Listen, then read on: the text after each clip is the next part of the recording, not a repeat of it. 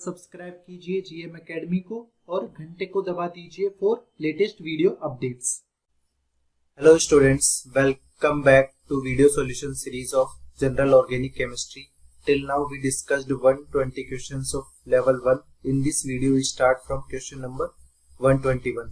चलिए शुरू करते हैं। क्वेश्चन नंबर 121 है हमारे पास, which one of the following dienes would you expect to be the most stable? तो dienes यहाँ पे दिए हुए हैं, तो dienes की स्टेबिलिटी के लिए क्या क्या देख सकते हैं, हाइपर कॉन्जुगेशन और रेजोनेंस। तो यहाँ पर हम देख रहे हैं फर्स्ट जो ऑप्शन है उसमें सिर्फ हाइपर कॉन्जुगेशन होगा, कितने नंबर ऑफ अल्फा एच यहाँ पर प्रेजेंट होंगी, 3 ये हो जाएंगी और 2 ये वाले हो जाएंगे। तो यहाँ पे 3 + 2 5 + 6, तो 6 अल्फा एच यहाँ पर। सेकंड केस में हमारे पास रेजोनेंस हो जाएगा, पाई सिंगल पाई है यहाँ पे, और हाइपर कॉन्जुगेशन देखते हैं यहाँ पे 3 + 3 ये वाला थोड़ी होगा, ये वाला होगा, ठीक है, और 2 ये हो जाएंगे, तो और 3 यहाँ पे हो जाएंगे। 3 + 3 6 अल्फा एच, हाइपर कॉन्जुगेशन भी होगा, रेजोनेंस भी होगा। नेक्स्ट ऑप्शन देख रहे हैं, यहाँ पर भी रेजोनेंस हो रहा है और हाइपर कॉन्जुगेशन भी हो रहा है। तो हाइपर कॉन्जुगेशन में यहाँ पे 3 + 3 और ये 2 ये वाले भी होंगे और 2 ये वाले भी होंगे, कि पाई बॉन्ड के पास वाला जो कार्बन होगा वही अल्फा कार्बन होता है। तो ये सब हाइपर कॉन्जुगेशन में काउंट होगी, 3 + 3 और 4, तो 10 alpha H plus resonance stabilisation. Next option D में देखते तो यहाँ पर भी रेजोनेंस हो रहा है, इसके अलावा अल्फा एच कितने काउंट हो रहे हैं यहाँ पे, 2 तो ये हो जाएंगे, 3 ये हो जाएंगे और 1 ये हो जाएगा। 3 + 2 5 6।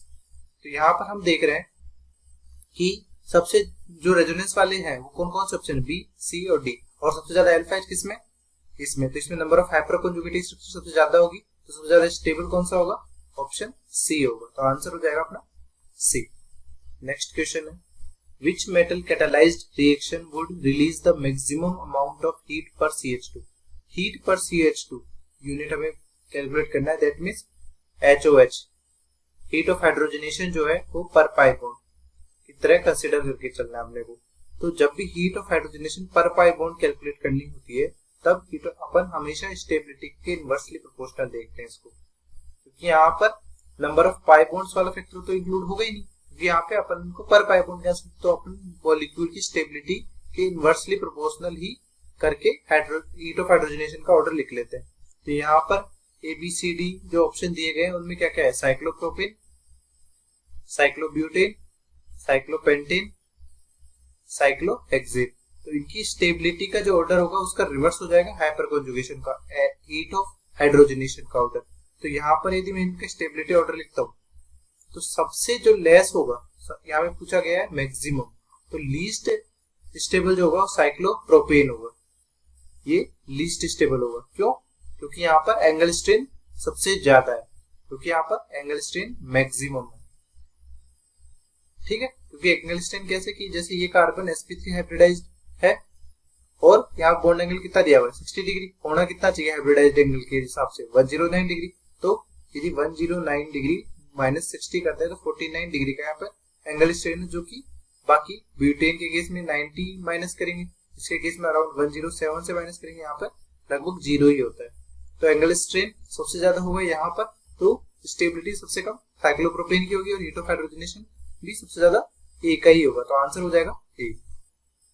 नेक्स्ट क्वेश्चन है, compare basic strength of the above compound. In above compounds की बेसिक स्ट्रेंथ पता करनी, तो यहाँ पर ये सब एनायंस दिए हुए हैं, तो जितना स्टेबल एनायन होगा, stable anion is a weaker base, ठीक है।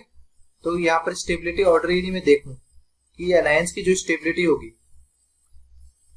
वो वहां पे देख लेते हैं। तो यहाँ पर ये नेगेटिव चार्ज डीलोकलाइज्ड हो रहा है यदि रेजोनेंस हो रहा है, और यहाँ पर ये नेगेटिव चार्ज इसके साथ कंटिन्यूअसली यहाँ पर लॉन्गेस्ट कॉन्जुगेशन में हो रहा है, और यहाँ पर ये लोकलाइज्ड है यानी रेजोनेंस में पार्टिसिपेट नहीं कर रहा है। तो सबसे ज्यादा जो स्टेबिलिटी होगी एनायन की वो होगी बी में, सबसे ज्यादा स्टेबल जो एनायन होगा बी होगा, यहाँ पे नंबर ऑफ रेजोनेटिव स्ट्रक्चर ज्यादा है, फिर ए होगा, फिर सी होगा। तो बेसिक स्ट्रेंथ का जो ऑर्डर होगा वो रिवर्स हो जाएगा। रिवर्स क्यों हो जाएगा? क्योंकि स्टेबल जितना एनायन होगा उतना ही बेसिक स्ट्रेंथ कम होगी। तो यहाँ पर B less than A less than C, तो यहाँ पर बेसिक स्ट्रेंथ का ऑर्डर लिखना है अपने को, तो सी ए बी ये हो जाएगा, यानी option C is correct. Next question है, on reaction with acid 4-pyrone gives a very stable cationic product, which of the following structures show the protonation site in that product। तो यहाँ पर आप देखते हैं कि जो प्रोटोनेशन साइट्स पॉसिबल हो सकते हैं, जैसे ऑप्शन ए यहाँ पे लोन पेयर है और यहाँ पर भी लोन पेयर है, बट ये जो लोन पेयर है ये डीलोकलाइज हो रहा है। डीलोकलाइज होकर ये नेगेटिव चार्ज डेंसिटी किस पे बढ़ाएगा, इस वाले ऑक्सीजन पे बढ़ाएगा। तो हाइड्रोजन के अटैक करने की पॉसिबिलिटी भी सबसे ज्यादा यहीं पे होगी। तो इसको यदि अटैक कराता है यहाँ पे तो क्या बनेगा, कुछ इस तरह का ऑक्सीजन ये, और डबल बॉन्ड ऑक्सीजन पे पॉजिटिव चार्ज, ठीक है। और आफ्टर प्रोटोनेशन भी हम यदि इसका कॉन्जुगेशन कराते हैं, इसका कॉन्जुगेशन कराया और ये ऑक्सीजन में पॉजिटिव चार्ज को हटा दिया और एक रेजोनेटिव स्ट्रक्चर हमने बनाई इसकी, तो जो हमें कंपाउंड बनेगा वो एरोमेटिक कंपाउंड बनेगा। दैट मीन्स यहाँ पर जो प्रोटोनेशन किया है वो फेवरेबल है। तो हमारे पास जो ऑप्शन मैच कर रहा है इस स्ट्रक्चर से वो कौन सा हो रहा है, option C is correct. Next options में हम स्टडी कर सकते हैं कि बाकी ऑप्शंस में देख रहे हैं तो यहाँ पर इस ऑप्शन में हमारे पास कंप्लीट ऑक्टेट भी है। दूसरे यदि वे से हम देखें तो सारे के सारे एटम्स का ऑक्टेट कंप्लीट है, यहाँ पर इनकम्प्लीट हो जाएगा, यहाँ पे भी इनकम्प्लीट है, यहाँ पे कंप्लीट ऑक्टेट है, बट ये जो कंपाउंड है ये यहाँ पर भी पॉजिटिव नेगेटिव क्रिएट करेंगे तो ये एरोमेटिक नहीं होगा, ये नॉन एरोमेटिक ही रहेगा। तो ज्यादा स्टेबिलिटी किसकी होगी, एरोमेटिक की, इसलिए आंसर हमारे पास ऑप्शन सी हो जाएगा। नेक्स्ट क्वेश्चन है 125, which of the following is the most stabilised carbocation. तो कार्बोकेटाइन देखना है तो कार्बोकेटाइन यहाँ पर प्राइमरी है और रेजोनेंस भी हो रहा है, एक रेजोनेटिव स्ट्रक्चर। बी ऑप्शन में देखते हैं तो यहाँ पर ये टर्सरी है बट कोई भी रेजोनेंस नहीं है, 3 कार्बन से जुड़ा हुआ है। यहाँ पर ये टर्सरी है प्लस रेजोनेंस भी है, 5 बॉन्ड के साथ रेजोनेंस भी हो रहा है यहाँ पर। इसके अलावा ये जो कार्बोकेटाइन है ये टर्सरी भी है, ये इसके साथ रेजोनेंस में भी जा रहा है, तो और पाई सिंगल पाई यहाँ पर इसके साथ भी ये कंटिन्यूअस कॉन्जुगेशन में, ये लोन पेयर इधर आएगा, ये पाई बॉन्ड इधर जाएगा, तो यहाँ पर more number of resonating structures होंगे, more number of resonating structures. Resonance बाकी सब में भी हो रहा है पर यहाँ पर रेजोनेटिंग स्ट्रक्चर ज्यादा होंगी बाकी ऑप्शंस के बजाय। तो ऑप्शन डी का जो कार्बोकेटाइन है वो सबसे ज्यादा स्टेबल होगा, क्योंकि रेजोनेंस क्या कर रहा है, स्टेबिलिटी बढ़ा रहा है। तो आंसर हो जाएगा अपने पास डी। नेक्स्ट क्वेश्चन है, which carbocation is most stable. अब इसमें भी कार्बोकेटाइन स्टेबिलिटी देखनी है, ये हो जाएगा प्राइमरी, यहाँ पर कार्बोकेटाइन सेकेंडरी है, यहाँ पर ये जो कार्बोकेटाइन है ये किस पे बना है, sp2 हाइब्रिडाइज्ड पे बना है, और यहाँ पर ये टर्सरी कार्बोकेटाइन है। तो सबसे लीस्ट स्टेबल तो ये होगा क्योंकि इलेक्ट्रोनेगेटिविटी इसकी ज्यादा है, तो मोर इलेक्ट्रोनेगेटिव एलिमेंट पे तो पॉजिटिव चार्ज हाईली अनस्टेबल रहता है, तो ये ऑप्शन तो कैंसिल कर दिया। अब यहाँ पे प्राइमरी, सेकेंडरी और टर्सरी में से कौन सा ज्यादा स्टेबल होगा, टर्सरी होगा, तो ऑप्शन डी जो हो जाएगा वो करेक्ट हो जाएगा, आंसर इज डी। और यदि हम इसके अलावा इसमें और फैक्टर्स भी देखना चाहे तो यहाँ पर हम देखते हैं तो यहाँ पर रेजोनेंस भी हो रहा है और यहाँ पर भी रेजोनेंस हो रहा था, पर यहाँ पर रेजोनेंस सॉरी यहाँ पर आंसर डी नहीं होगा। अपन कुछ और फैक्टर्स भी देखते हैं, तो जैसे हमने यहाँ पे देखा तो यहाँ पर रेजोनेंस नहीं है, यहाँ पर रेजोनेंस हो रहा है और यहाँ पर भी रेजोनेंस हो रहा है, तो सेकेंडरी प्लस रेजोनेंस है, secondary plus tertiary plus resonance है, बट यहाँ पर जो एक रेजोनेटिक स्ट्रक्चर बनेगी वो 1 रेजोनेटिक स्ट्रक्चर ही बनेगी, बट यहाँ पर नंबर ऑफ आरएस कितने बनेंगे, एक बार पॉजिटिव यहाँ पे आएगा फिर यहाँ पे आएगा, तो नंबर ऑफ रेजोनेटिक स्ट्रक्चर ज्यादा होंगे, 2 रेजोनेटिक स्ट्रक्चर है और रेजोनेंस ज्यादा प्रभावी है, इसलिए हमारे पास कौन सा ऑप्शन करेक्ट होगा 126 का, 126 में हमारे पास बी ऑप्शन करेक्ट होगा, तो आंसर होगा बी। यहाँ पर जो कार्बोकेटाइन है वो सेकेंडरी है और यहाँ पर टर्सरी है, बट सेकेंडरी होते हुए भी यहाँ पर रेजोनेटिव स्ट्रक्चर ज्यादा होने की वजह से ये ज्यादा स्टेबल होगा, तो आंसर हो जाएगा बी।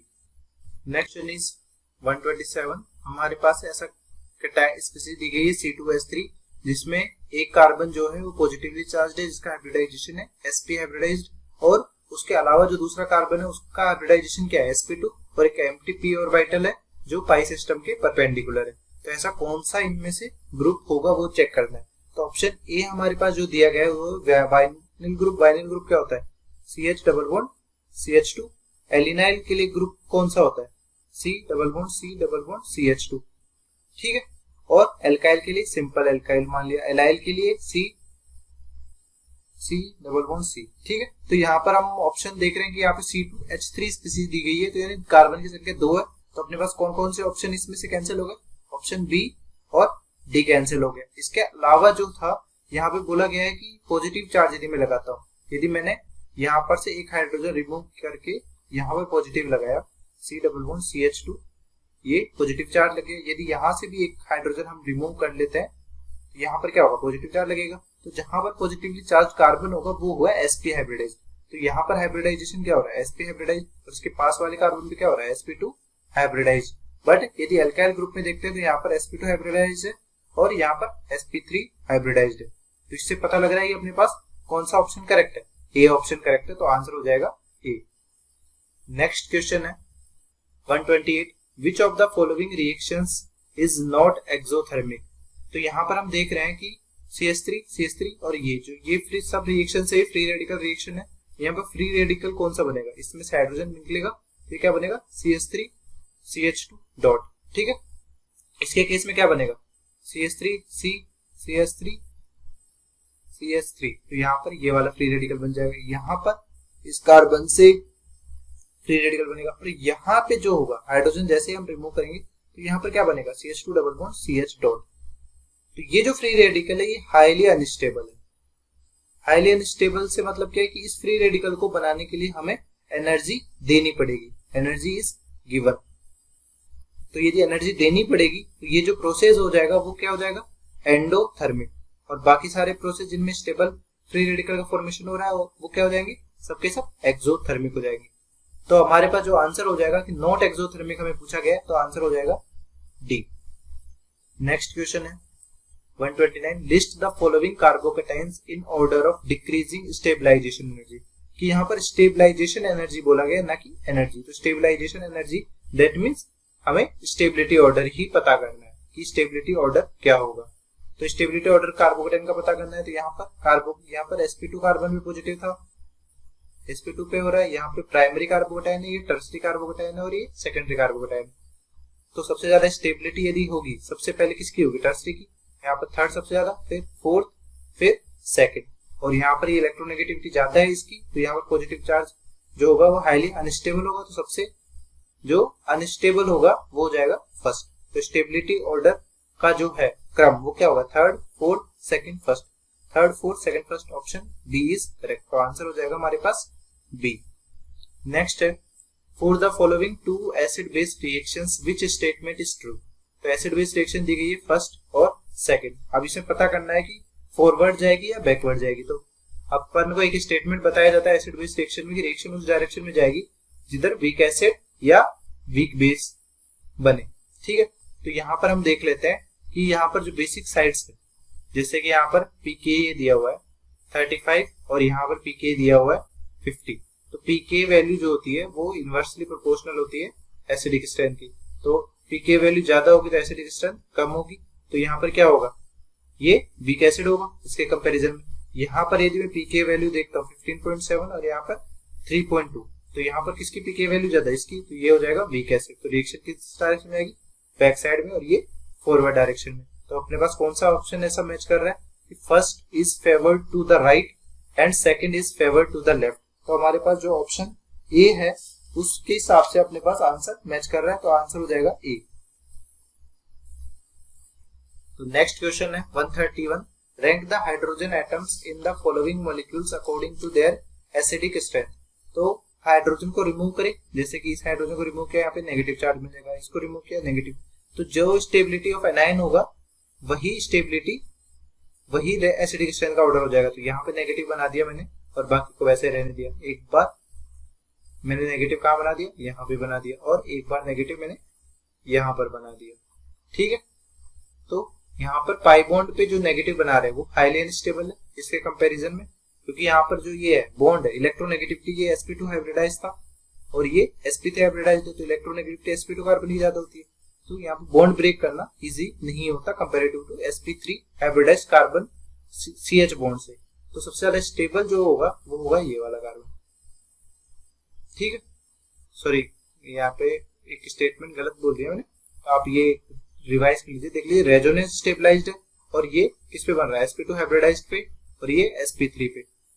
तो नेगेटिव चार्ज किस पे ज्यादा स्टेबल होता है, मोर इलेक्ट्रोनेगेटिव एलिमेंट पे। तो sp2 कार्बन ज्यादा इलेक्ट्रोनेगेटिव है तो यहाँ पे ज्यादा स्टेबल होगा। तो यहाँ पर ये मान लीजिए ये साइड था मान के लीजिए यही है ए, बी और सी, ठीक है। तो ज्यादा सबसे ज्यादा स्टेबिलिटी किसकी एनायन की होगी, यहाँ पर रेजोनेंस की वजह से इसकी होगी, तो एसिडिक स्ट्रेंथ का जो ऑर्डर होगा वो क्या होगा, बी देन सी देन ए। तो ऐसा कौन सा ऑप्शन हमारे पास मैच कर रहा है, बी सी ए, ऑप्शन सी कर रहा है, ठीक है। तो यहाँ पे क्लियर हो गया आपको कि negative charge sp2 hybridise carbon पे बन रहा है, और नेगेटिव चार्ज कहाँ पे बनता है, मोर इलेक्ट्रोनेगेटिव साइड पे बनता है, इसलिए इसकी स्टेबिलिटी इस sp3 हाइब्रिडाइज्ड कार्बन पे नेगेटिव चार्ज से ज्यादा होगी।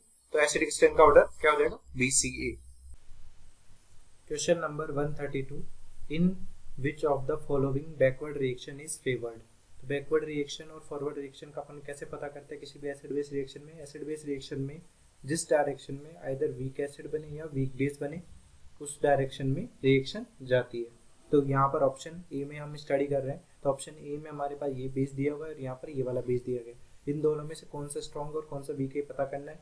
तो नेगेटिव चार्ज इस कार्बन पे है और ये कार्बन के sp हाइब्रिडाइज्ड, यहाँ पर ये sp3 हाइब्रिडाइज्ड है।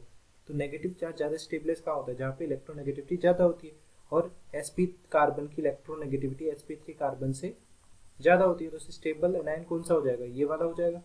स्टेबल एनायन कौन सा होता है, वीकर बेस होता है। जितनी ज़्यादा स्टेबिलिटी होगी उतनी ही इसके लॉन पेयर या नेगेटिव चार्ज को डोनेट करने की टेंडेंसी क्या होगी, लेस होगी। तो ये होगा वीक बेस और ये हो जाएगा स्ट्रॉन्ग बेस। तो रिएक्शन कौन सी डायरेक्शन में जाएगी, फॉरवर्ड डायरेक्शन में। नेक्स्ट ऑप्शन बी देखते हैं। तो यहाँ पर CH3 CH2O माइनस ऑक्सीजन पे नेगेटिव चार्ज है जो कि लोकलाइज्ड है, ये लोकलाइज्ड है। अब नेक्स्ट ऑप्शन में देख रहे हैं नेगेटिव चार्ज, यहाँ पर ये डीलोकलाइज्ड है। यदि रेजोनेंस हो रहा है, रेजोनेंस की वजह से क्या होगा, ये स्टेबिलिटी मिलेगी, और स्टेबिलिटी की वजह से क्या हो जाएगा, एनायन स्टेबल हो जाएगा। तो बेसिक स्ट्रेंथ कम हो जाएगी, वीक बेस हो जाएगा और ये स्ट्रॉन्ग बेस हो जाएगा। तो रिएक्शन कौन सी डायरेक्शन में जाएगी, फॉरवर्ड डायरेक्शन में। नेक्स्ट ऑप्शन देखते हैं सी ऑप्शन में हमारे पास देखते हैं यहाँ पे OH दिया हुआ और SH दिया हुआ है। इनमें से कौन सा स्ट्रॉन्ग बेस और कौन सा वीक बेस है, इसको हम नए मेथड से पता कर सकते हैं। जैसे कि हमारे पास CH3 CH2OH है और CH3 CH2SH। इन दोनों में से एसिडिक स्ट्रेंथ हम चेक करना चाहें तो क्या करेंगे, H प्लस रिमूव किया इसमें से, तो यहाँ पे क्या बनेगा, CH3 CH2O माइनस, और यहाँ पर यदि H प्लस रिमूव किया तो क्या बनेगा, CH3 CH2S माइनस। अब ऑक्सीजन और सल्फर एक ही ग्रुप के एलिमेंट है, सल्फर की साइज ज़्यादा है तो स्टेबिलिटी इसकी ज़्यादा होगी, तो ये बेसिक स्ट्रेंथ इसकी कम होगी। ये वीक बेसिक होगा, ये स्ट्रॉन्ग बेस होगा। यदि इन दोनों में कंपैरिजन किया जाए तो वीक बेस का कॉन्जुगेट एसिड कौन सा होता है, स्ट्रॉन्ग एसिड, और स्ट्रॉन्ग बेस का कॉन्जुगेट क्या होता है, वीक एसिड। तो यदि एल्कोहल जो है और SH इनमें कंपैरिजन किया जाए तो स्ट्रॉन्ग एसिड SH वाला होगा और एसिडिक स्ट्रेंथ OH की कम होगी। यदि इसकी एसिडिक स्ट्रेंथ कम है तो ये बेसिक स्ट्रेंथ की ज़्यादा होगी, ये स्ट्रॉन्ग बेस होगा और ये वीक बेस होगा। तो यहाँ पे अपन ने कंक्लूजन निकाल दिया कि ये स्ट्रॉन्ग बेस है और ये वीक बेस है। तो रिएक्शन किस डायरेक्शन में जाएगी, फॉरवर्ड डायरेक्शन में, ठीक है। इसके बाद में हम देखते हैं कि ऑप्शन डी में हमारे पास यहाँ पे ऑक्सीजन दिया हुआ है और यहाँ पे एमाइन का नाइट्रोजन दिया हुआ है, दोनों ही डीलोकलाइज्ड है। बट यदि इलेक्ट्रोनेगेटिविटी में देखूं तो किसकी इलेक्ट्रोनेगेटिविटी ज़्यादा होती है, ऑक्सीजन की इलेक्ट्रोनेगेटिविटी नाइट्रोजन से ज़्यादा है। तो जिसकी इलेक्ट्रोनेगेटिविटी कम है वो अपना लोन पेयर इजीली डोनेट कर पाएगा, तो उसकी बेसिक स्ट्रेंथ ज़्यादा होगी। तो यहाँ पे स्ट्रॉन्ग बेस कौन सा होगा, एमाइन होगा, और फिनॉल क्या होगा, वीक बेस होगा। तो अपन ने पहले ही बताया कि जो रिएक्शन किस डायरेक्शन में जाएगी, इधर वीक एसिड या वीक बेस बने तो रिएक्शन कौन सी डायरेक्शन में जाएगी, बैकवर्ड डायरेक्शन में। तो केवल ऑप्शन डी ऐसा है जिसमें रिएक्शन बैकवर्ड डायरेक्शन में जा रही है, तो अपना आंसर हो जाएगा डी। नेक्स्ट क्वेश्चन है, which carbocation is the most stable. इसमें से कार्बोकेटाइन की स्टेबिलिटी देखनी है तो यहाँ पर फर्स्ट ऑप्शन देखते हैं। तो यहाँ पर रेजोनेंस कंटिन्यूअस ये हो रहा है, तो यहाँ पे 2 रेजोनेटिंग स्ट्रक्चर्स बन जाएगी। यहाँ पर मैं देखूँ तो यहाँ पे कोई रेजोनेंस नहीं हो रहा कार्बोकेटाइन के साथ में, नो रेजोनेटिंग स्ट्रक्चर। यहाँ पर मैं देखूँ तो यहाँ पर भी 1 ही रेजोनेटिंग स्ट्रक्चर बनेगी, ठीक है।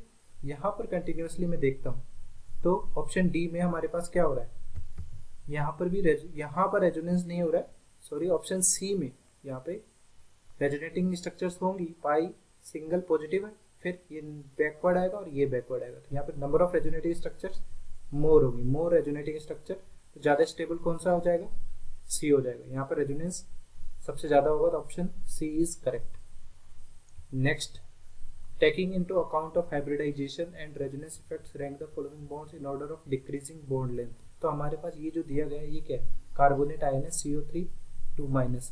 इसमें जितने भी रेजोनेटिव स्ट्रक्चर बनाएंगे, जैसे कि ये बनाया, ये कुछ इस तरह से गया रेजोनेटिव स्ट्रक्चर इसका बनेगा, तो यहाँ पर ये डबल बॉन्ड हो जाएगा और यहाँ पर नेगेटिव फिर ये नेगेटिव, ठीक है। अब इसके बाद में ये इस तरह से जाएगा, तो यहाँ पर O माइनस डबल बॉन्ड और O माइनस। तो यहाँ पे मैं ऑब्जर्व कर रहा हूँ कि जितने भी रेजोनेटिव स्ट्रक्चर है वो सब क्या इक्वल आ रहे हैं, इक्वल रेजोनेटिव स्ट्रक्चर। तो इक्वल रेजोनेटिव स्ट्रक्चर होने की वजह से इनकी जो कार्बन ऑक्सीजन बॉन्ड लेंथ होगी वो सबकी सेम होगी, यानी फर्स्ट, सेकंड और थर्ड तीनों की बॉन्ड लेंथ सेम होगी इक्वल आरएस की वजह से। तो डी ऑप्शन हमारे पास करेक्ट हो जाएगा। Next 135, which one among the following carbocation has the longest half life. Longest half life means हमें स्टेबिलिटी बनना है जो हाईएस्ट या लॉन्गेस्ट या हाईएस्ट स्टेबिलिटी जिसकी हो। तो यहाँ पर हम देख रहे हैं कि जो ऑप्शन ए है उसमें कार्बोकेटाइन है और यहाँ पे ये साइक्लोप्रोपाइल है। साइक्लोप्रोपाइल का जो होता है, यदि इस तरह से कार्बोकेटाइन अपने को दिया हुआ हो CH2, तो यहाँ पर डांसिंग रेजोनेंस होगा ये sp3 और p ऑर्बिटल के बीच में, और एक कुछ कंपाउंड कैसा बनेगा यहाँ पर इस तरह से, या रिवर्स डायरेक्शन में यदि मैं जाना चाहूँ तो भी ये कुछ इस तरह की रेजोनेटिव स्ट्रक्चर बन सकती है, ठीक है। तो यहाँ पर ये जो रेजोनेंस हो रहा है इसको हम बोलते हैं डी ऑर्बिटल रेजोनेंस। ये डी ऑर्बिटल रेजोनेंस जो है ये नॉर्मल रेजोनेंस से ज्यादा इफेक्टिव होता है। तो इस हिसाब से जो ज्यादा स्टेबिलिटी होगी वो हो जाएगी ऑप्शन ए की। Option A is correct answer. Next 136, rank the following alkenes in order of decreasing heat of hydrogenation. तो हीट ऑफ हाइड्रोजनेशन का ऑर्डर लिखना है। तो हीट ऑफ हाइड्रोजनेशन के लिए सबसे पहले क्या देखते हैं, नंबर ऑफ पाई बॉन्ड्स। यहाँ पे नंबर ऑफ पाई बॉन्ड तो सेम है, इसके बाद में क्या देखते हैं, इनवर्सली प्रोपोर्शनल टू स्टेबिलिटी। तो एल्कीन की स्टेबिलिटी का ऑर्डर पता करना है। तो स्टेबिलिटी के ऑर्डर के लिए क्या करेंगे, हाइपर कॉन्जुगेशन या रेजोनेंस देखेंगे। तो यहाँ पे हाइपर कॉन्जुगेशन के लिए क्या होगा, अल्फा एच कितने 2 अल्फा एच है, और यहाँ पर अल्फा एच कितने 3 + 3 6 + 2 8 अल्फा एच है। यहाँ पर 6 अल्फा एच है और यहाँ पर भी 6 अल्फा एच है। ये फॉर्म ट्रांस है और ये फॉर्म सिस है। ज्यादा स्टेबल कौन सा होता है, ट्रांस ज्यादा स्टेबल होता है सिस से। तो यदि स्टेबिलिटी ऑर्डर, यदि मैं स्टेबिलिटी ऑर्डर के हिसाब से लिखना चाहूँ तो सबसे ज्यादा स्टेबिलिटी किसी होगी जिसमें हाइपर कॉन्जुगेटेड स्ट्रक्चर सबसे ज्यादा बनेगी। तो स्टेबिलिटी ऑर्डर हो जाएगा 2। देन यहाँ पर ट्रांस और सिस में ट्रांस ज्यादा स्टेबल हो जाएगा 4, देन 1। तो हीट ऑफ हाइड्रोजनेशन का जो ऑर्डर होगा वो इसका जस्ट अपोजिट हो जाएगा, 2 <3 <4 <1। तो ये ऐसा कौन सा ऑप्शन हमारे पास मैच कर रहा है, option D is correct. Next question है 137, विच of the following reaction is most exothermic. तो इन रिएक्शंस में जो हो रहा है ये, इनमें हमारे पास एक्सोथर्मिक पता करने के लिए अपन क्या देखेंगे कि जो एल्केन है वहां पर फ्री रेडिकल सबसे ज्यादा स्टेबल कौन सा बन रहा है। तो यहाँ पर फ्री रेडिकल ये बनेगा, यहाँ पर ये बनेगा, और यहाँ पर ये बनेगा, और यहाँ पर ये बनेगा। तो ये टर्सरी है, ये भी टर्सरी है, ये सेकेंडरी, ये सेकेंडरी। तो सबसे ज्यादा स्टेबल यहाँ पर बन रहा है, तो ऑप्शन ए और बी तो कैंसिल हो गए।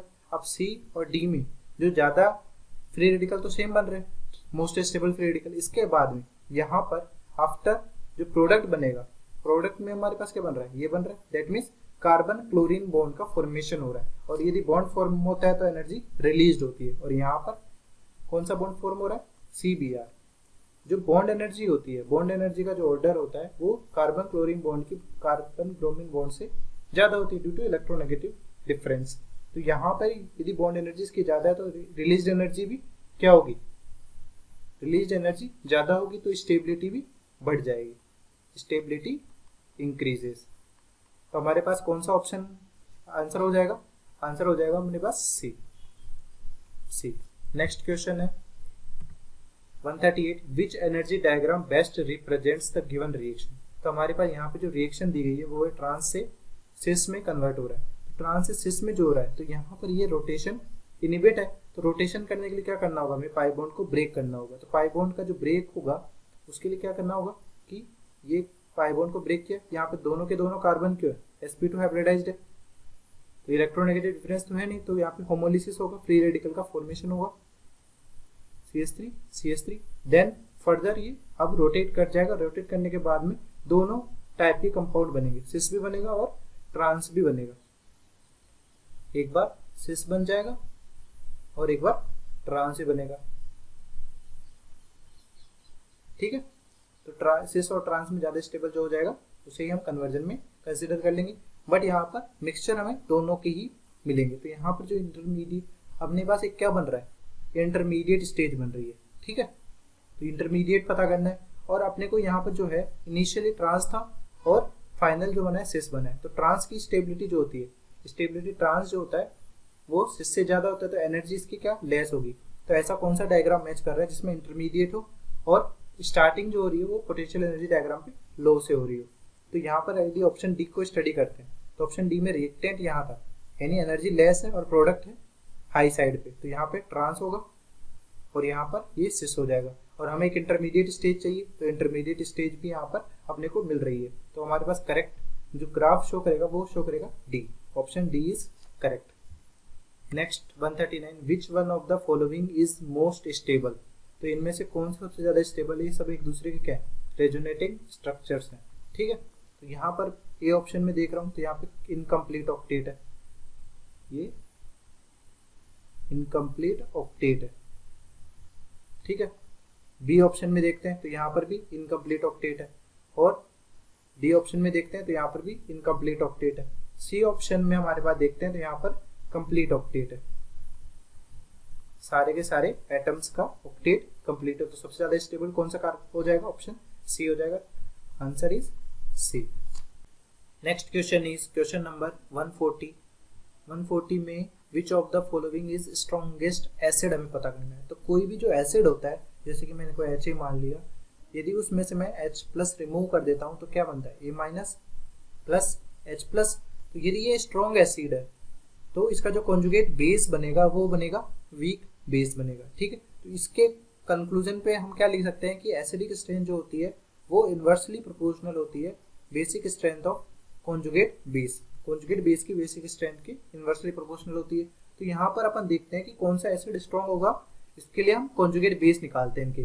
तो इसका कॉन्जुगेट बेस हम निकालेंगे तो ये क्या बनेगा, अमोनिया NH3।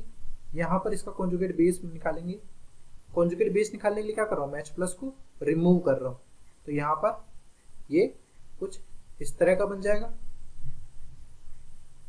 यहाँ पर ये कुछ इस तरह का बन जाएगा बेंजीन के साथ में, और यहाँ पर नाइट्रोजन है ये H के साथ में, यहाँ पर नाइट्रोजन है ये इसके साथ में ऐसा जुड़ रहा है, ठीक है। तो यहाँ पर इन सबकी बेसिक स्ट्रेंथ देखेंगे तो जो लीस्ट बेसिक कॉन्जुगेट बेस होगा उसका जो एसिड होगा कोरस्पॉन्डिंग एसिड वो सबसे ज्यादा स्ट्रॉन्ग होगा। तो यहाँ पर अमोनिया में देखते हैं लोन पेयर, तो ये भी sp हाइब्रिडाइज्ड है और लोकलाइज्ड है, यहाँ पर भी sp3 हाइब्रिडाइज्ड है और लोकलाइज्ड है, ये भी sp3 हाइब्रिडाइज्ड है और लोकलाइज्ड है।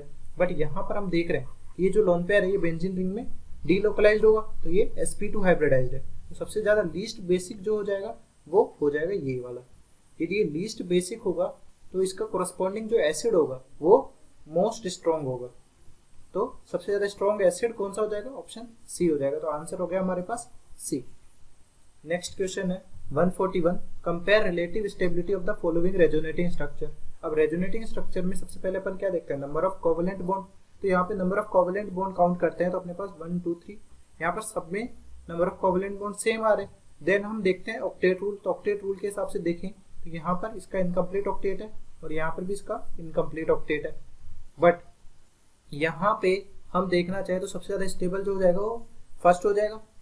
अब फर्स्ट के बाद में अपने को सेकंड और थर्ड में कंपैरिजन करना है। तो सेकंड और थर्ड में हम देखें तो यहाँ पर प्लस और माइनस के बीच में चार्ज सेपरेशन जो है वो ज्यादा है, यहाँ पे प्लस माइनस पास पास में। तो चार्ज प्लस माइनस जो है एक दूसरे को अट्रैक्ट करके रहना चाहिए, दैट मीन्स पास पास रहना चाहिए। उसको दूर रखने के लिए अपने को क्या करना पड़ेगा, एनर्जी देनी पड़ेगी।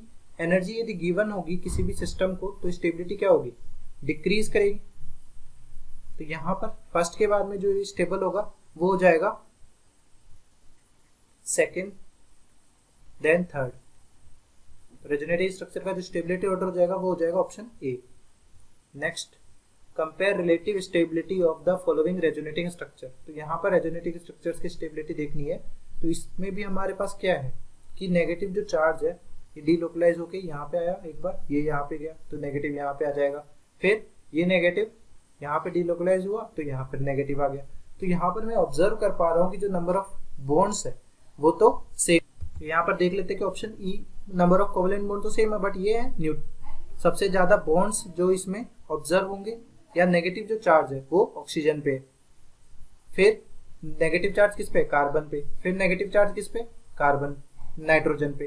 तो यदि हम देखना चाहें कि इलेक्ट्रोनेगेटिविटी किसकी सबसे ज्यादा होती है, ऑक्सीजन की, देन नाइट्रोजन की, देन कार्बन की। तो नेगेटिव चार्ज कहाँ ज्यादा स्टेबल रहेगा, जहां इलेक्ट्रोनेगेटिविटी ज्यादा हो। तो सबसे ज्यादा स्टेबल कहाँ पे रहेगा, पी, उसके बाद में आर, फिर क्यू।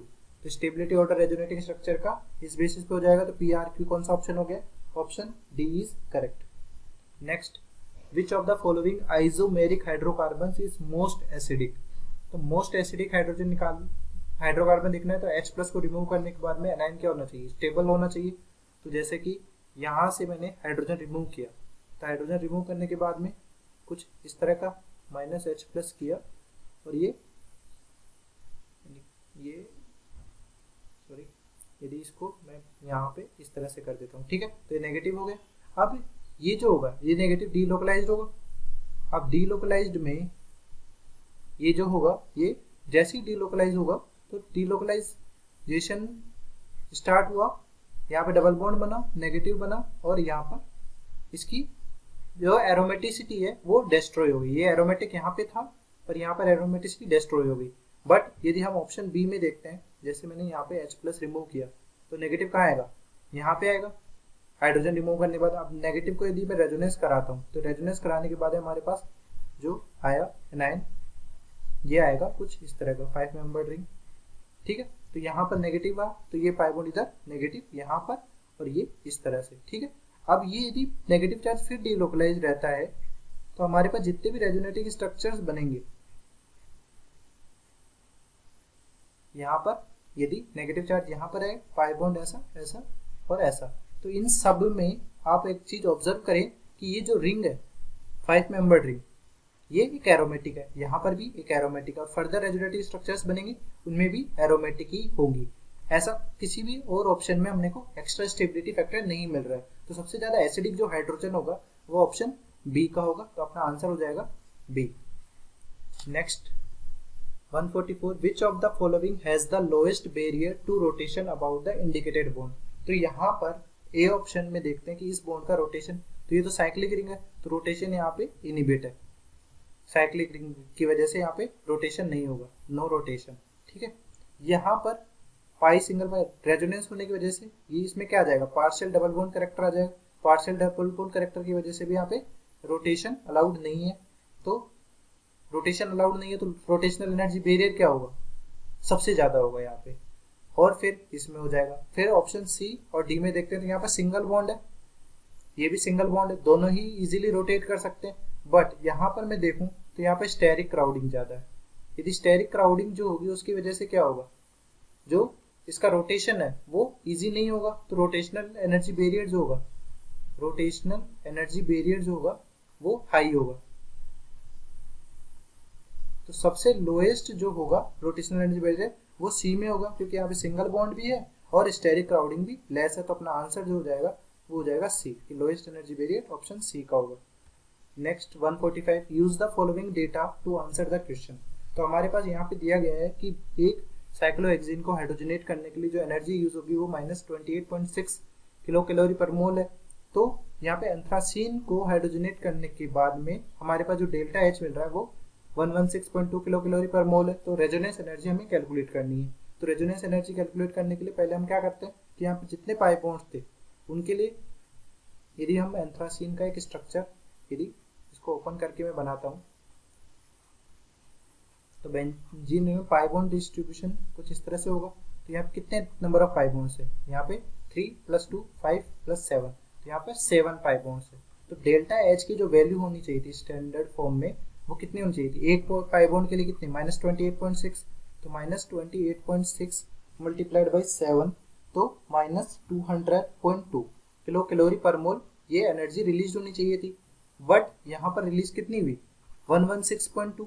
डेट मीन्स यहाँ पर जो रेजोनेंस हो रहा है उस रेजोनेंस या एरोमेटिसिटी को गेन करने के लिए एक्स्ट्रा एनर्जी का यूज हो गया। तो एक्स्ट्रा एनर्जी कैसे निकालेंगे अपन, इसको सब्ट्रैक्ट कर देंगे। तो रेजोनेंस एनर्जी हम कैसे निकालेंगे, यदि -200.2 में से हमने ये वैल्यू जो निकल के आई थी उसको यदि माइनस करता हूँ मैं, तो क्या हो जाएगा 200.2 + 116.2, तो ये अराउंड आ जाएगा 84 किलो कैलोरी पर मोल। ये भी रिलीज्ड एनर्जी है इसलिए नेगेटिव में ही आएगा। तो 84 किलो कैलोरी अपना आंसर आ जाएगा। नेगेटिव साइन किसके लिए आ रहा है, क्योंकि ये रिलीज्ड एनर्जी है, तो अपना ऑप्शन ए आंसर हो जाएगा। Next 146, how many double bond equivalent does a compound of molecular formula C6H12O6 possesses। तो किसी भी मॉलिक्यूलर फॉर्मूला के लिए अपन du जो निकालते हैं उसका फॉर्मूला होता है C+1 - H + X - N/2। ठीक है, तो C+1 के लिए क्या है, नंबर ऑफ कार्बन 6 + 1 हो जाएगा, हाइड्रोजन के लिए 12, हेलोजन नहीं है 0, नाइट्रोजन 0 / 2, तो यहाँ पे 7 - 6 1, तो डिग्री ऑफ अनसैचुरेशन हो जाएगा 1। 146 का आंसर हो गया B. Next 147, how many double bond equivalence does amoxicillin shown below possesses। तो डिग्री ऑफ अनसैचुरेशन के लिए अपने को क्या करना होता है, number of pi bonds plus number of rings count करने होते हैं। ठीक है, नंबर ऑफ पाई बॉन्ड्स और नंबर ऑफ रिंग्स काउंट करने, तो यहाँ पे काउंट करते हैं अपन। यहाँ पर 1 पाई बॉन्ड 2, 3 पाई बॉन्ड 4, 5 और COOH का 1 पाई बॉन्ड 7। ठीक है, अब रिंग काउंट कर लेते हैं। 7 के बाद में 8, एक रिंग ये हो गई, 9 और एक रिंग ये हो गई, तो कितने हो गए 4, तो ये 5, 6, 7, 8, 9, तो ऑप्शन डी इज करेक्ट कि इसका DU जो होगा वो 9 हो जाएगा। 148, what is the oxidation state of osmium in 7B and 7C। तो ऑस्मियम और ऑक्सीजन में इलेक्ट्रोनेगेटिव ऑक्सीजन, तो यदि हम इन सबको बॉन्ड्स को तोड़ तो एक एक इन पे आ जाएगा, -2 इसके पास, -2 -2 तो यहाँ पर कितना हो जाएगा +8। यहाँ पर यदि ये -2, यहाँ पर -2 आ जाएगा, इन को तोड़ने पर इन पे -1 आ जाएगा, तो यहाँ पर कितना हो जाएगा 2 + 2 4 6, तो +6, तो ऑक्सीडेशन स्टेट्स आ गई 8 और 6, तो ऐसा कौन सा ऑप्शन है, option B. Next 149, identify most acidic hydrogen present in above compound. तो हमारे पास यहाँ पर जो देखते हैं सबसे ज़्यादा एसिडिक हाइड्रोजन कौन सा होगा, यहाँ पर होगा Ha। क्यों, क्योंकि जैसे ही Ha को निकालेंगे तो यहाँ पर नेगेटिव आयन बनेगा। अब ये नेगेटिव आयन जो होगा ये इसके साथ भी रेजोनेंस में जा सकता है और इसके साथ भी रेजोनेंस में जा सकता है। तो इस तरह का जो हाइड्रोजन होता है इसको हम बोलते हैं AMG, यानी एक्टिव मिथाइलिन ग्रुप, जिसके पास में दोनों के दोनों ही एक्टिव मिथाइलिन ग्रुप कि दोनों के दोनों पास में ग्रुप कौन से जुड़े हुए हैं, -M ग्रुप जुड़े हुए हैं, जो स्टेबिलिटी को सबसे ज्यादा बढ़ाएंगे। बाकी किसी भी हाइड्रोजन के साथ में ऐसा कॉम्बिनेशन आपको नहीं मिलेगा, तो मोस्ट एसिडिक हाइड्रोजन हो जाएगा option A. Next 150, which of the following compounds has most acidic hydrogen. तो यहाँ पर ऑप्शन ए में देखते हैं, तो यहाँ पर नेगेटिव चार्ज यदि हाइड्रोजन को रिमूव कर दें, यहाँ पर बनाएंगे यदि हाइड्रोजन को रिमूव कर दें नेगेटिव चार्ज, और यहाँ पर भी नेगेटिव चार्ज। तो यहाँ पर मैं देख रहा हूँ कि ऑक्सीजन के पास में क्या है, लोन पेयर है, तो ये तो क्या है +M ग्रुप की तरह शो कर रहे हैं, तो इसको तो अनस्टेबल ही करेगा नेगेटिव चार्ज को। बट ऑप्शन बी में देखें तो सल्फर पे क्या है, वैकेंट d ऑर्बिटल प्रेजेंट है। वैकेंट d ऑर्बिटल की प्रेजेंस की वजह से क्या होगा, यहाँ पे d ऑर्बिटल रेजोनेंस होगा, negative single vacant d orbital resonance की वजह से इसकी स्टेबिलिटी बढ़ेगी एनायन की, तो एनायन की स्टेबिलिटी बढ़ेगी तो एसिडिक स्ट्रेंथ हाइड्रोजन की भी बढ़ेगी, तो मोस्ट एसिडिक हाइड्रोजन अपने पास बी हो जाएगा यहाँ पे, क्योंकि बाकी सी और डी में देखें तो वहां पर भी +M ग्रुप ही जुड़े हुए हैं। तो सबसे ज्यादा एसिडिक हाइड्रोजन किसके पास है, बी के पास।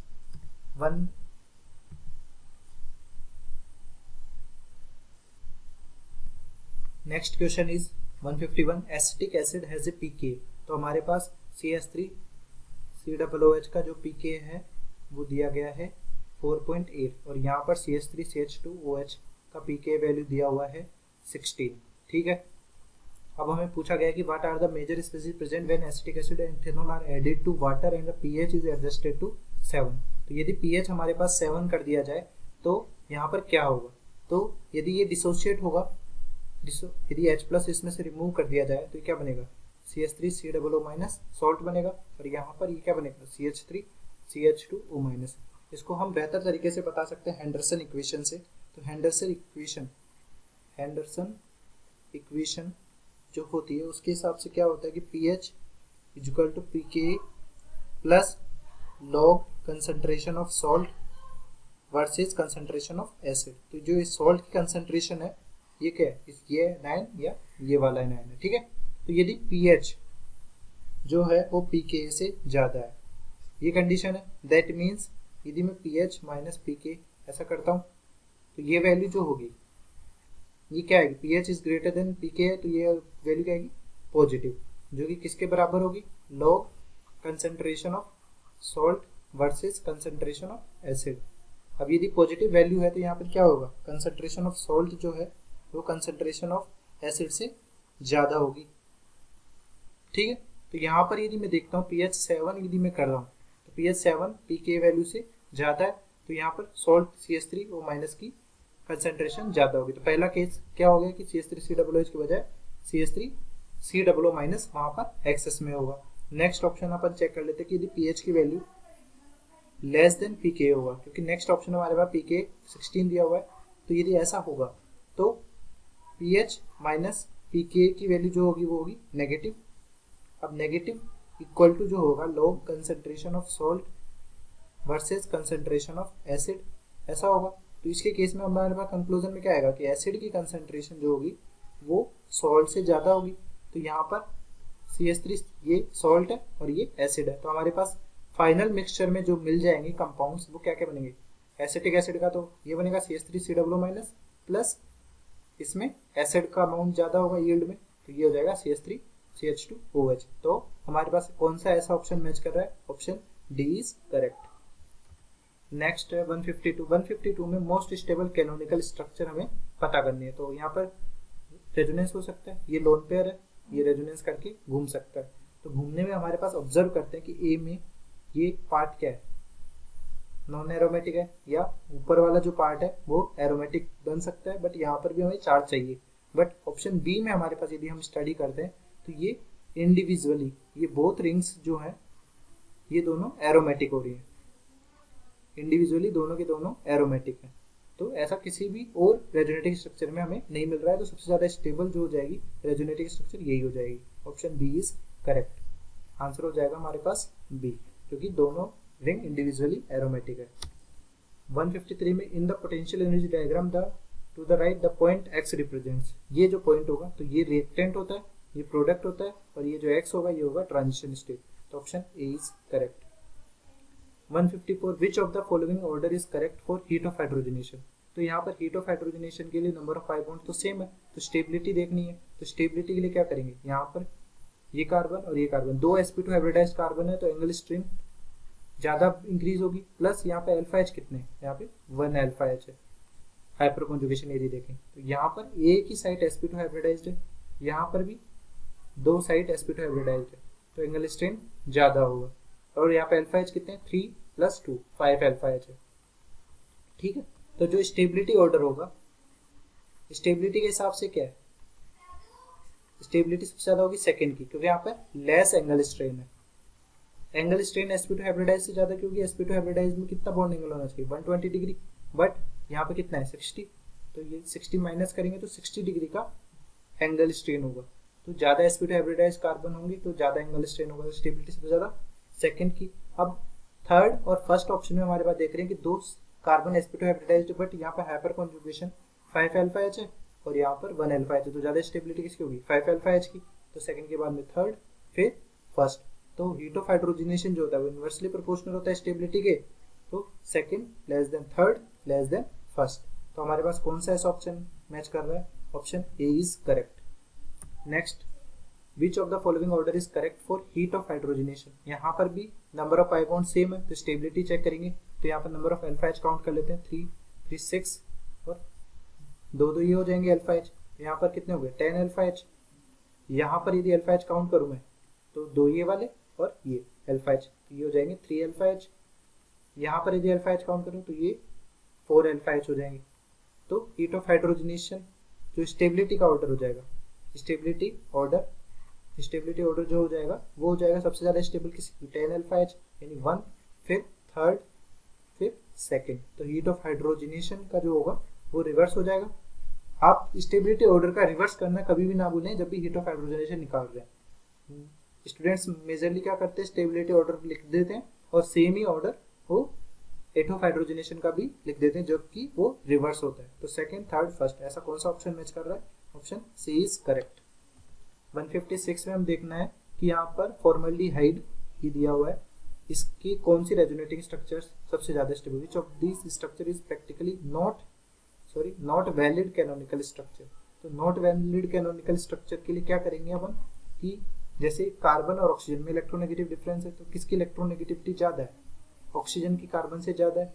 तो यदि पाई बॉन्ड को ब्रेक करते हैं तो यहाँ पर डेल प्लस और यहाँ पर डेल माइनस चार्ज होगा, जो कि यहाँ पे किया हुआ है। बट यहाँ पर सेकंड केस में हमने नेगेटिव और पॉजिटिव लगाया है, और पॉजिटिव किस पे, ऑक्सीजन पे, और ऑक्सीजन का क्या है, ऑक्टेट इनकम्प्लीट है। यदि इलेक्ट्रोनेगेटिव एलिमेंट पे पॉजिटिव चार्ज भी है, लाइक ऑक्सीजन पे पॉजिटिव चार्ज हो, जैसे कि H3O+ में होता है, यहाँ पर H3O+ में हो जाए या NH4+ में हो जाए, इन सब में मोर इलेक्ट्रोनेगेटिव एलिमेंट है, पॉजिटिव चार्ज आता है। बट इन सब में जो हमारे पास सेंट्रल एटम है उसका ऑक्टेट कंप्लीट होता है, कंप्लीट ऑक्टेट। तो इनकम्प्लीट ऑक्टेट के जो भी स्ट्रक्चर होंगे इलेक्ट्रोनेगेटिव एलिमेंट पे पॉजिटिव चार्ज वाले, वो हाईली अनस्टेबल होंगे, हाईली अनस्टेबल होंगे। तो ये वैलिड कैनोनिकल स्ट्रक्चर काउंट नहीं होते हैं। तो थर्ड हमारे पास वैलिड कैनोनिकल स्ट्रक्चर नहीं है। नेक्स्ट 157 में which of this structure is not a valid canonical structure. तो यहाँ पर हम देख रहे हैं, तो पहला ऑप्शन में देख लेते हैं कि नाइट्रोजन के पास है, तो यहाँ पर रेजोनेंस हो सकता है या नहीं हो सकता, नहीं हो सकता, क्योंकि नाइट्रोजन के पास मैक्सिमम बॉन्ड बनाने की कैपेसिटी कितनी है, 4 बॉन्ड ही बना सकता है ये। बट यहाँ पर ऑप्शन सी में हम देख रहे हैं, तो यहाँ पे नाइट्रोजन कितने बॉन्ड बना रहा है, 5 बॉन्ड बना रहा है। तो यहाँ पे बॉन्ड फॉर्मेशन के फंडामेंटल रूल्स का वोलेशन हुआ है, तो ये भी एक वैलिड रेजोनेटिव स्ट्रक्चर नहीं है। नाइट्रोजन पे मैक्सिमम 4 बॉन्ड बन सकते हैं, वो भी नाइट्रोजन में पॉजिटिव चार्ज के साथ। तो थर्ड हमारे पास वैलिड कैनोनिकल स्ट्रक्चर नहीं है। 158 में हमारे पास देखते हैं the correct order of stability for the given canonical structure. तो गिवन कैनोनिकल स्ट्रक्चर में हमारे पास देख लेते हैं कि ये नेगेटिव चार्ज यहाँ पर है, ये रेजोनेंस करके यहाँ पर जाएगा, तो ऑक्सीजन पे नेगेटिव चार्ज पहुंच जाएगा। ठीक है, तो यदि इन दोनों में यदि मैं नंबरिंग कर लेता हूँ, यहाँ पर ये 1 है, ये 2 है, ये 3 है। ठीक है, तो नेगेटिव चार्ज कहाँ पे स्टेबल होगा, जहाँ पर इलेक्ट्रोनेगेटिविटी ज़्यादा हो। तो इलेक्ट्रोनेगेटिविटी ऑक्सीजन की कार्बन से ज़्यादा है, तो थर्ड और फर्स्ट में ज़्यादा स्टेबल कौन सा हो जाएगा, थर्ड देन फर्स्ट। और यहाँ पर कार्बोकेटाइन बन रहा है, दैट मीन्स इनकम्प्लीट ऑक्टेट है, तो ये सबसे हाईली अनस्टेबल होगा। बाकी तीनों जो बाकी ऑप्शन है उनमें ऑक्टेट कंप्लीट है, तो स्टेबिलिटी ऑर्डर हो जाएगा third first then second, third first second, ये ऑप्शन बी करेक्ट हो जाएगा। 159 में हम देखते हैं the most stable canonical structure among the given structure is. इस स्ट्रक्चर में मोस्ट स्टेबल स्ट्रक्चर कौन सी होगी, तो इनमें कैनोनिकल स्ट्रक्चर में सबसे पहले क्या देखते हैं, नंबर ऑफ कोवेलेंट बॉन्ड देखते हैं अपन। तो नंबर ऑफ कोवेलेंट बॉन्ड सबसे ज्यादा मुझे किसमें ऑब्जर्व हो रहे हैं, मुझे थर्ड में नंबर ऑफ कोवेलेंट बॉन्ड सबसे ज्यादा ऑब्जर्व हो रहे हैं, तो सबसे ज्यादा स्टेबल कौन सी हो जाएगी, थर्ड हो जाएगी। नंबर ऑफ कोवेलेंट बॉन्ड से स्टेबिलिटी क्यों इंक्रीज करती है, जितने ज्यादा कोवेलेंट बॉन्ड होंगे उतनी एनर्जी ज्यादा रिलीज होगी, यदि एनर्जी रिलीज होगी तो स्टेबिलिटी भी बढ़ेगी, तो आंसर हो जाएगा सी। नेक्स्ट 160 में for the given compounds the correct order of resonance energy. तो रेजोनेंस एनर्जी का करेक्ट ऑर्डर देखना है, तो यहाँ पर देखते हैं कि ऑक्सीजन का लोन पेयर है, ये रेजोनेंस में जाएगा इसके साथ ये, तो यहाँ पे कंटिन्यूअस लार्ज साइज कॉन्जुगेशन है। ठीक है, और यहाँ पर ऑक्सीजन के लोन पेयर के साथ कॉन्जुगेशन सिर्फ ये वाला है, और यहाँ पर कॉन्जुगेशन सिर्फ ये वाला है। इसके अलावा जो सेकंड केस है उसमें पाई बॉन्ड के बीच में भी कॉन्जुगेशन है। ठीक है, ये पाई बॉन्ड इधर आ जाएगा, तो यहाँ पर भी तो सबसे ज्यादा इफेक्टिव जो कॉन्जुगेशन हो रहा है यहाँ पर हो रहा है, एक्सटेंडेड और लीनियर कॉन्जुगेशन है। तो नंबर ऑफ RS सबसे ज्यादा होगा, हाईएस्ट RS बनेंगे यहाँ पर, और हाईएस्ट स्टेबल RS का फॉर्मेशन बोल सकते हैं आप इसमें। फिर सेकंड नंबर पे ये बनेगा, थर्ड नंबर पे ये बनेगा। तो रेजोनेंस एनर्जी कहाँ पे ज्यादा होगी, जहाँ पर इफेक्टिव रेजोनेंस सबसे ज्यादा हो। तो सबसे ज्यादा इफेक्टिव रेजोनेंस फर्स्ट पे हो रहा है, देन सेकंड पे हो रहा है, देन थर्ड पे हो रहा है। तो हमारे पास कौन सा ऑप्शन ऐसा मैच कर रहा है जिसमें ऐसा हो रहा है first second third, option C is correct. That's it for today. Thanks for watching. Hopefully this video solution series helped you out to clear your doubts. Give this video a thumbs up if it is useful for you. If you are new to this channel, make sure to click the subscribe button and bell notification icon so you don't miss latest videos from our video solution series and education related stuff from GM Academy.